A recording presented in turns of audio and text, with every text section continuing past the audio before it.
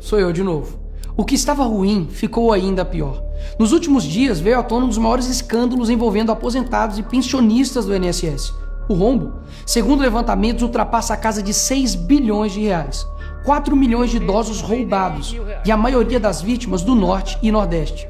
Mas isso todo mundo já sabe. O que eles não te contaram é que o escândalo atual era de 6 bilhões.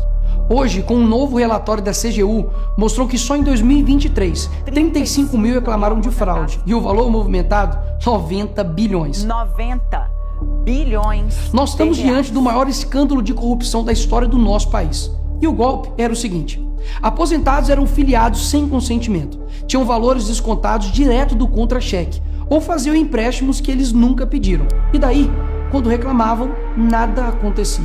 Estamos falando do desvio de valores bilionários de pessoas doentes e idosas. Dinheiro que deveria estar no bolso de quem trabalhou a vida inteira e hoje depende da aposentadoria para viver. E é claro, vão espalhar a narrativa de que tudo começou no governo anterior. E já percebeu que no governo passado tudo era culpa só do presidente. E nesse governo nada é culpa do presidente? Mas olha só que interessante. As investigações mostraram que os descontos irregulares já vinham sendo praticados há anos. O que levou o governo Bolsonaro, em 2019, a apresentar a medida provisória 871, justamente para combater esse tipo de fraude em descontos. Ele obrigava os sindicatos e associações a comprovarem a cada 2 anos que o aposentado realmente estava autorizando aquele desconto. Adivinha quem ficou contra? Acertou, a esquerda. Como não bastasse, em 2022, com votos da esquerda, eles derrubaram essa lei. E o que será que aconteceu nos próximos anos? Bingo. Foi exatamente depois de derrubar esse mecanismo de proteção contra as fraudes que houve esse aumento absurdo de descontos indevidos. Ou no português claro, aumento absurdo de roubo contra idosos. Desenhando porque eu sei que tem gente que só entende assim. 2019, Bolsonaro faz lei para proteger esses idosos de fraudes. 2022, esquerda derruba essa lei no Congresso. 2023 e 2024, explosão de fraudes.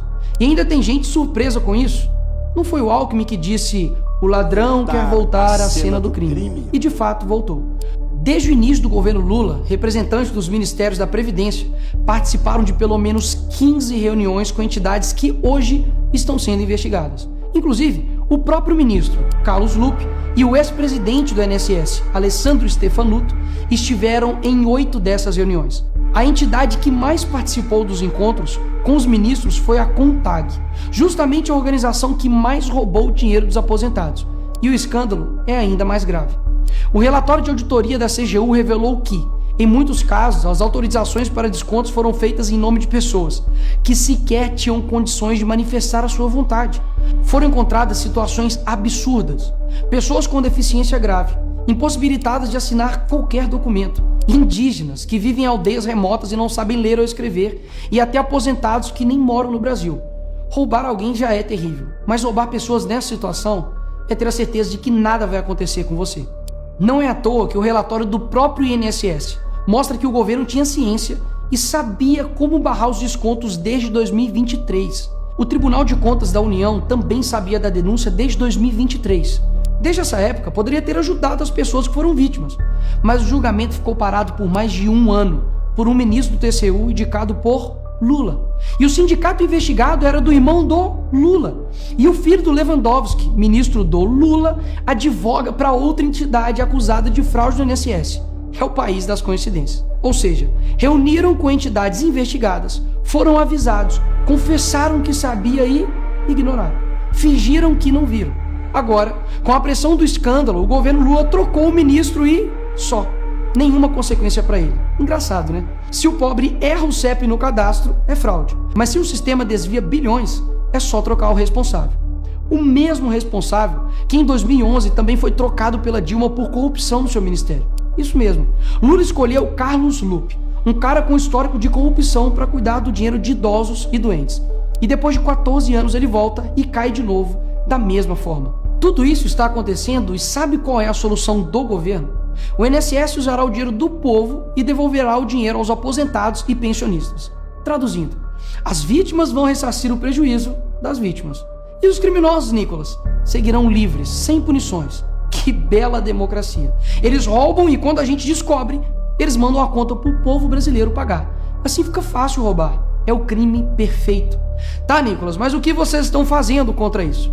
Eu e a oposição apresentamos um projeto de lei para proibir definitivamente esse tipo de desconto automático no INSS. E mais, preciso da sua ajuda para poder pedir para instalar a CPI dos roubos dos aposentados.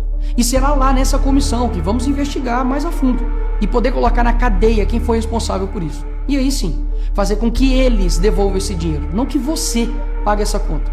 Vá até a rede social do Hugo Mota e Davi Alcolumbre e peça para que essa comissão seja instalada. E por fim, vá urgente ao seu banco ou veja o extrato na sua conta pelo celular e veja se há algum desconto indevido. Só assim, você saberá que está sendo roubado ou não e peça o cancelamento imediato desse roubo. E sim, o tempo passa rápido. Eu sei que muitos não pensam no futuro, mas um dia ele chegará. E que nesse dia tenhamos feito algo para chegar aqui diferente do que estamos vivendo agora. Ninguém aguenta mais um país que só desanima a gente a cada notícia. Mas para chegar aqui diferente, a gente precisa fazer algo diferente agora.